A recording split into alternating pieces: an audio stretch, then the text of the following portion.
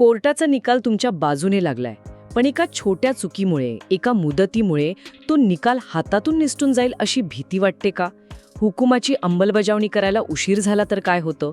27 दिवसांच्या विलंबाचा प्रकरण सर्वोच्च न्यायालयापर्यंत कसं गेलं आणि सर्वोच्च न्यायालयाने यावर काय ऐतिहासिक निर्णय दिला? या सगळ्या प्रश्नांची उत्तरं आज आपण या चर्चेत घेणार आहोत. आणि हो, अशीच उपयुक्त आणि कायदेशीर माहिती तुम्हाला नेहमी हवी असेल तर आपला महसूलशाही चॅनल लगेच सबस्क्राईब करा. कारण इथे आम्ही कोणताही सल्ला देण्यासाठी शुल्क घेत नाही. हा व्हिडिओ शेवटपर्यंत नक्की बघा, कारण मध्येच आपण एका महत्त्वाच्या विषयावर स्टेप बाय स्टेप माहिती देणार आहोत जी तुम्हाला खूप उपयोगी पडेल. नमस्कार, महसूलशाहीमध्ये आपल्या सर्वांचं स्वागत. चला तर मग कायद्याचं आणि तुमच्या फायद्याचं बोलूया. आजचा विषय खूप महत्त्वाचा आहे. मला सांगा, हे जे सर्वोच्च न्यायालयापर्यंत गेलेलं प्रकरण आहे त्याची सुरुवात कशी झाली? हा व्यवहार नेमका कशाचा होता? आणि हे साठेखत म्हणजे काय असतं? नमस्कार. तर झालं असं की दोन व्यक्तींमध्ये जमिनीच्या खरेदी विक्रीचा व्यवहार ठरला, पण त्यांनी थेट खरेदी खत नाही केलं. त्याऐवजी त्यांनी केलं साठेखत. साठेखत म्हणजे इसार पावती? अगदी. ॲग्रीमेंट टू सेल म्हणजे भविष्यात एका ठराविक मुदतीत आणि ठराविक रकमेत खरेदी खत करून देण्याचं एक वचन. पण झालं असं की ठरलेल्या मुदतीत जमीन मालकाने म्हणजे विक्रेत्याने खरेदी खत करून द्यायला टाळाटाळ सुरू केली. अच्छा. आणि त्यामुळे खरेदीदाराला शेवटी दिवाणी न्यायालयात साठेखतावरून खरेदी खत करून मिळण्याबाबत दावा दाखल करावा लागला. म्हणजे देतो म्हणून नुसती टंगळमंगळ केली तर? मग कोर्टात काय झालं? ऐकले की या केसमध्ये एखाद्या सिनेमासारखे ट्विस्ट आले, निकाल एकदा इकडे एकदा तिकडे, असं काहीतरी झालं होतं का? अगदी बरोबर. हा प्रवास खूपच गुंतागुंतीचा होता. प्रकरण जेव्हा पहिल्यांदा गेलं ट्रायल कोर्टात म्हणजे प्रथम न्यायालयात, तेव्हा निकाल लागला खरेदीदाराच्या बाजूने. कोर्टाने आदेश दिला की विक्रेत्याने 2 महिन्यात खरेदी खत करून द्यावं. हो, पण खरेदीदार थांबला नाही. तो पुन्हा गेला उच्च न्यायालयात म्हणजे सेकंड अपीलमध्ये, आणि तिथे पुन्हा निकाल फिरला. उच्च न्यायालयाने प्रथम न्यायालयाचा जो मूळ निकाल होता तो कायम ठेवला. वाह. म्हणजे विक्रेत्याने खरेदी खत करून द्यायलाच हवा असा अंतिम आदेश दिला. एक मोठा गैरसमज आहे की एकदा कोर्टाचा निकाल आपल्या बाजूने लागला की आपलं काम झालं. खरंच असं असतं का? हा सगळ्यात मोठा गैरसमज आहे.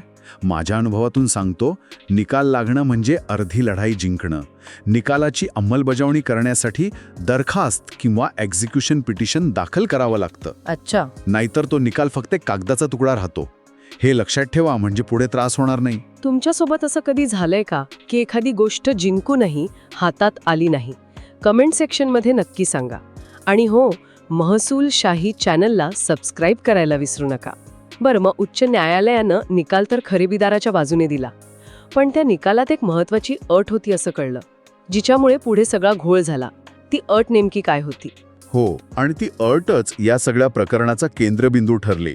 उच्च न्यायालयाने निकालात स्पष्ट केलं होतं की खरेदीदाराने 2 महिन्यांच्या म्हणजे 60 दिवसांच्या आत उरलेली रक्कम न्यायालयात जमा करायची आणि हुकुमाच्या अंमलबजावणीसाठी अर्ज म्हणजे दरखास्त दाखल करायची. ओके, म्हणजे रक्कम जमा करणे आणि अर्ज दाखल करणे दोन्ही 60 दिवसात. हो, ही अट खरेदीदारावर बंधनकारक होती. आणि इथेच खरी गंमत झाली. खरेदीदाराने वेळेत अर्ज दाखल केला की नाही, आणि उशीर झाला असेल तर किती दिवसांचा? नाही, इथेच गडबड झाली. त्या खरेदीदाराकडून अर्ज दाखल करायला 60 दिवसांऐवजी 87 दिवस लागले. बापरे.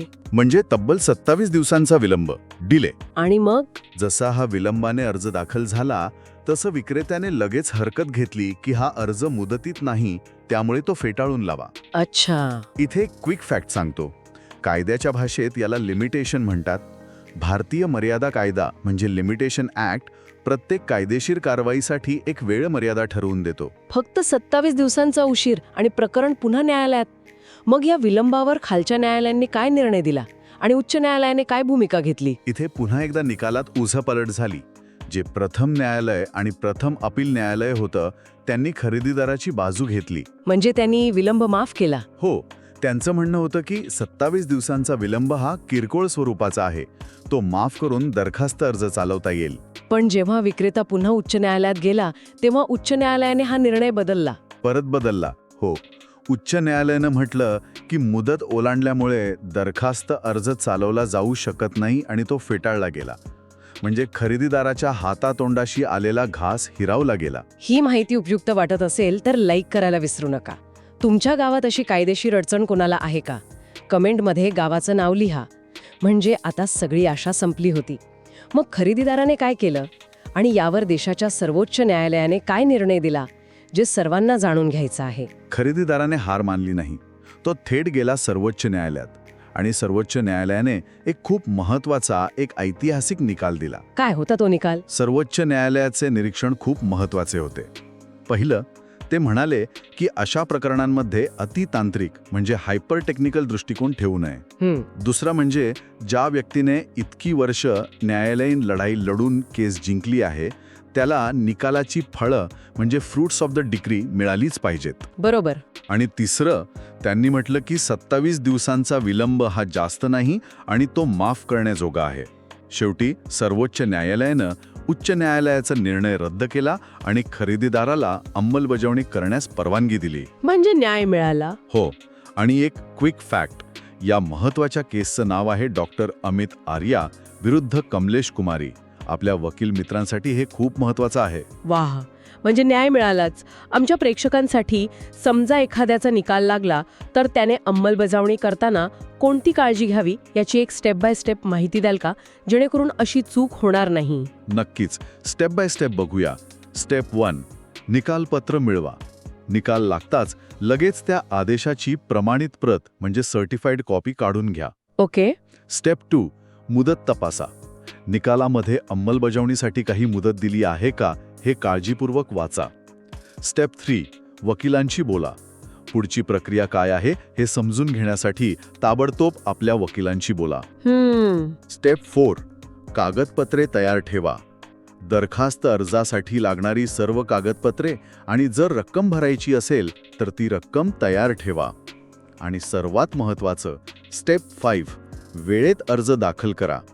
दिलेली मुदत संपायच्या आत दरखास्त अर्ज न्यायालयात दाखल करा. अजिबात दिरंगाई करू नका. वा, भारी माहिती दिलेत. हे लक्षात ठेवलं तर पुढे मोठा फायदा होईल.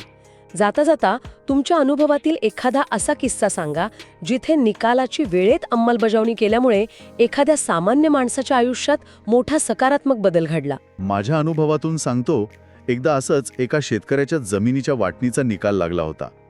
पण त्याचा भाऊ त्याला हक्काची जमीन देत नव्हता. अच्छा. आम्ही वेळेत दरखास्त दाखल केली आणि कोर्टाच्या मदतीने पोलीस बंदोबस्तात त्याला त्याच्या हक्काच्या जमिनीचा ताबा मिळवून दिला. तो दिवस त्याच्या आणि त्याच्या कुटुंबासाठी दिवाळीपेक्षा कमी नव्हता. वा. योग्य वेळी योग्य पाऊल उचलल्यानेच हे शक्य झालं. हे लक्षात ठेवा, म्हणजे पुढे त्रास होणार नाही. तर आज आपण पाहिलं की कोर्टाचा निकाल लागल्यावरही गाफील राहून चालत नाही. अंमलबजावणीसाठीची मुदत पाळणं किती महत्त्वाचं आहे आणि काही कारणास्तव किरकोळ विलंब झाल्यास सर्वोच्च न्यायालयाच्या निर्णयानुसार न्याय मिळू शकतो. अगदी. एक गोष्ट नेहमी लक्षात ठेवा, कायदा जिंकणं ही एक लढाई आहे, पण त्या निकालाची अंमलबजावणी करणं ही दुसरी. सरकार कायदे आणि योजना आणतं, पण खरी ताकद तुमच्या हक्कासाठी जागरूक राहण्यात आहे. त्यामुळे निकाल लागल्यावर थांबू नका. खरा न्याय तेव्हाच मिळतो जेव्हा निकालाची फळं तुमच्या पदरात पडतात.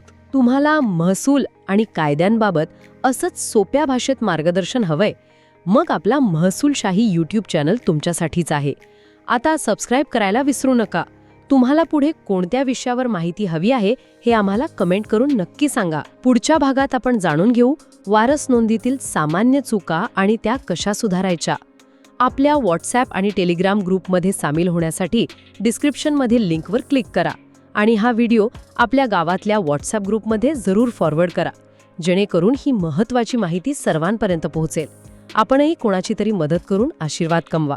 व्हिडिओ कसा वाटला हे कमेंट करून नक्की कळवा. आवडला असेल तर तो इतरांनाही जरूर शेअर करा.